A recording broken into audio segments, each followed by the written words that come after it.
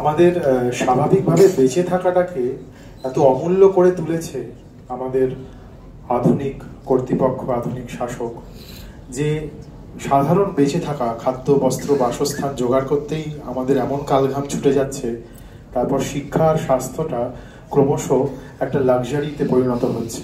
তাই শিক্ষা স্বাস্থ্য নিয়ে যারা আন্দোলনে আছে, তাদের আন্দোলনে এই খাদ্য, বস্ত্র, বাসস্থান এর যে সাধারণ মানুষ, এই জোগাড় করতে যে সাধারণ মানুষের গালঘাম ছুটছে, তাদের একটু যোগ হতে সময় লাগছে, কিন্তু আমরা বিশ্বাস করি যে তারাও আস্তে আস্তে আমাদের সঙ্গে যুক্ত হবেন। এই আন্দোলন আরও তীব্র থেকে তীব্রতর হবে। আমাদের পরবর্তী বক্তা অ্যাডভোকেট পার্থসারথী সেনগুপ্ত। উপস্থিত সমস্ত সংগ্রামী মানুষকে আমার সশ্রদ্ধ নমস্কার জানাই। প্রথমেই বলে দেওয়া আছে খুব সংক্ষেপে বলতে, আমি অত্যন্ত সংক্ষেপে আমার বক্তব্য পেশ করছি। এক, আজকে মিরাতুন এর আগে যেটা বলে গেলেন যে আমরা চলে যাওয়ার পথে আশাহত জীবনযাপন করছিলাম, বোধহয় এই অন্ধকারের শেষ নেই। জুনিয়র ডাক্তারদের এই লড়াই আমাদের মনে আশা জাগিয়েছে। অন্ধকারের পরে একটা আলোর যেন রেখা দেখতে পাচ্ছে। এই পাওয়াটা জীবনের খুব বড় পাওয়া। দুই, একটা সময় মনে হচ্ছিল সত্যি সত্যি আমরা বলতাম, ধুর, এদেশে মেরুদণ্ড বলা লোক নেই, একটা প্রতিবাদ করবে সাহস নেই। রবীন্দ্রনাথ পড়তে আমার ভাবতাম, রবীন্দ্রনাথ লিখেছেন বটে, কিন্তু বাস্তবে কি হয়? উঁচে বসি ডান্ডা নেড়ে, সন্ধ্যা যখন আসে তেরে, হাস্য মুখে বলি জোয়ানটাকে, ওই যে তোমার চোখ রাঙানো খোকা বাবুর ঘুম ভাঙানো, ভয় না পেলে ভয় দেখাবে কাকে? সুতরাং এটা কি শুধুমাত্র কবিতাতে থেকে যাবে? জুনিয়র ডাক্তাররা তাদের এই লড়াইয়ের মধ্যে দিয়ে আমাদের আবার সেই শিক্ষাতে ফিরিয়ে নিয়ে গেছেন। ভয় না পেলে ভয় দেখাবে কাকে? তারা মূল্য দিতে পিছপা নয়।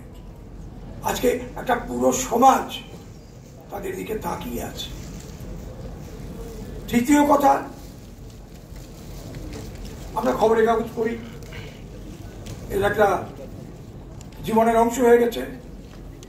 তাতে দেখি কিছু কিছু মানুষ, আমি কারোর নাম বলবো না, দল বলবো না, কিছু বলবো না, তারা মনে করছেন এই এত করে কি হলো, পেল কি, অর্থাৎ এইটা মিনিংলেস লড়াই হয়েছে।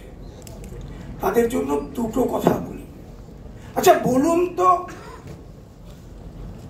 এই পশ্চিমবঙ্গের মাটিতে, আমি আমার বয়সের হিসাবে যাব না, গত 50 বছরে এমন কোন আন্দোলন দেখেছেন যে আন্দোলনে সরকার এইভাবে নথি স্বীকার করেছে যে মুখ্যমন্ত্রী পর্যন্ত দৌড়তে হয়েছে ডাক্তাররা যেখানে অবস্থান করছেন সেখানে? এটা তো আন্দোলনের জয়। অর্থাৎ যারা মনে করছেন না, তাদের হয়তো মনে হয়েছে কারণ তারা যেভাবে আন্দোলনে অভ্যস্ত, এই আন্দোলন তার চেয়ে একেবারেই আলাদা। আমি রাজনীতির জগতের মানুষ নই, সাধারণ মানুষ, কিন্তু যেদিন থেকে লড়াই শুরু হয়েছে আমি আমার পাশে সবচেয়ে বেশি যাকে পেয়েছি তিনি হচ্ছেন আমার স্ত্রী। তার কারণ তিনি আমার রাজনীতি করা খুব অপছন্দ করেন, ফলে আমি রাজনীতির ধারে কাছে যাই না। তিনি আমার বারে বারে বলেছেন, এই ডাক্তার ছেলেগুলো লড়ছে, কি অন্যায়, এই অন্যায়ের বিরুদ্ধে তুমি যাবে না? ও শরীরের কষ্ট থাকুক থাকুক, যাও, অন্তত পাশে গিয়ে দাঁড়াবার একটা দায়িত্ব তো থাকে। সেই পাশে গিয়ে দাঁড়ানোর দায়িত্ব নিয়ে এসেছি।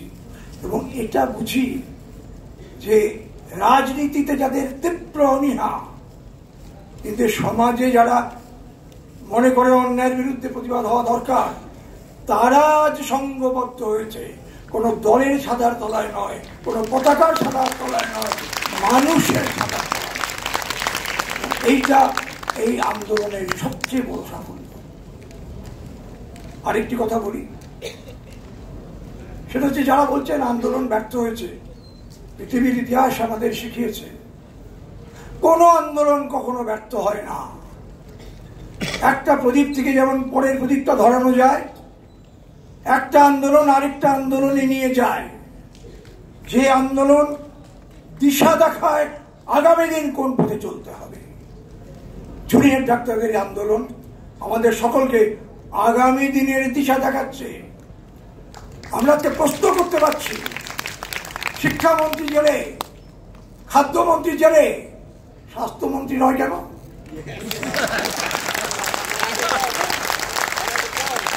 এই যে প্রশ্ন করাটা, আমরা সব জায়গায় এটা বলতে পারছি, তার কারণ কি?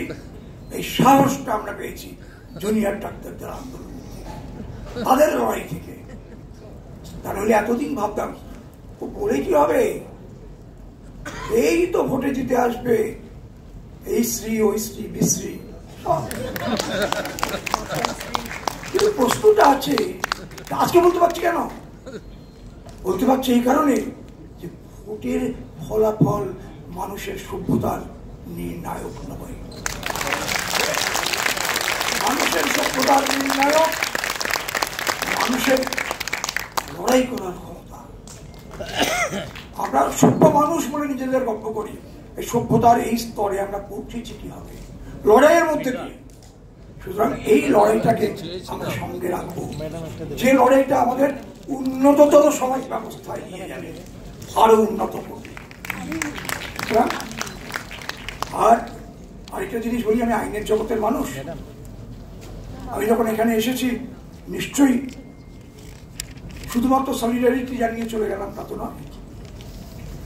আমার দীর্ঘ 50 বছরের আইনি অভিজ্ঞতা থেকে একটা কথা বলি, আইনে কিন্তু বিলম্ব হয়। আমরা বলি লস প্রভার্বিয়াল ডিলে। প্রতিদিন আমাদের ক্লায়েন্টদের কাছ থেকে শুনতে হয়, স্যার এতদিন লাগছে, এতদিন লাগছে। সত্যি কথা, এতদিন লাগছে। আমরা গিয়ে জজ সাহেবকে বলি এতদিন লাগছে কেন? বলে তুমি যেমন বলছো এতদিন লাগছে কেন, আরেকজন এসে বলছে এতদিন লাগছে কেন, তারটা কি করবো? কিন্তু আজকে দুঃখের সঙ্গে আমাদের বলতে হয়, সুপ্রিম কোর্ট, আমি লয়ার হিসেবে দায়িত্ব নিয়ে বলছি, সুপ্রিম কোর্টে যখন ডিগনিটারিরা যান, হুজুর আমার এইটা দেখো, আমার আর্জেন্সি, সুপ্রিম কোর্ট আগে শুনে নেন।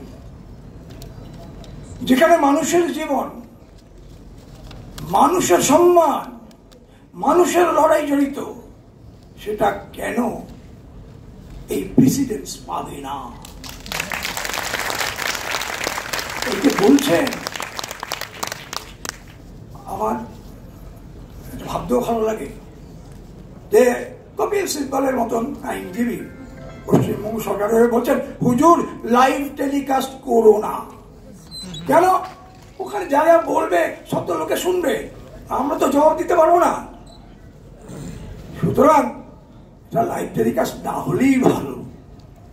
চিফ জাস্টিস সেটা শোনেননি, কারণ সবারই তো একটা বিবেকের জায়গা থাকে। সুতরাং সেই বিবেকের জায়গা থেকে না, কেন লাইভ স্ট্রিমিং হবে না, ট্রান্সপারেন্সি।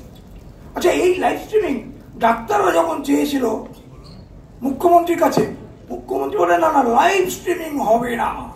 শুধু এই লাইভ স্ট্রিমিং এর উপর দিয়ে কতটা পিছিয়ে দিলেন এই সিদ্ধান্ত নেওয়া। কেন? ওই লাইভ স্ট্রিমিং এক প্রবলেম ছিল, মুখ্যমন্ত্রীর সঙ্গে ডাক্তাররা যখন বসবেন এমন এমন প্রশ্ন উঠবে যার দায়ের উত্তর তার কাছে নেই। মানুষের কাছে পরিষ্কার হয়ে যাবে কিভাবে স্বাস্থ্য ব্যবস্থা চলছে। এগুলো কিন্তু আন্দোলনের সাফল্য। ভয় পাচ্ছে না সে শাসক। এই ভয়টা, এই যে আজকে বলছিলেন না, সবাই শুনছিলাম থ্রেট কালচার।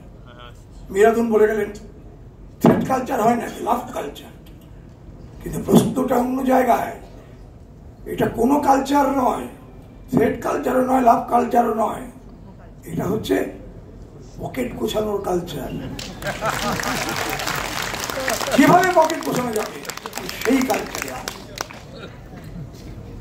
সুতরাং আপনারা যে যা বলুক, আশাহত হবেন না। রবীন্দ্রনাথের কথায়, ওরে সবুজ ওরে অবুজ, আদমরাদের ঘা মেরে তুই বাঁচা, ঘা মাত্র।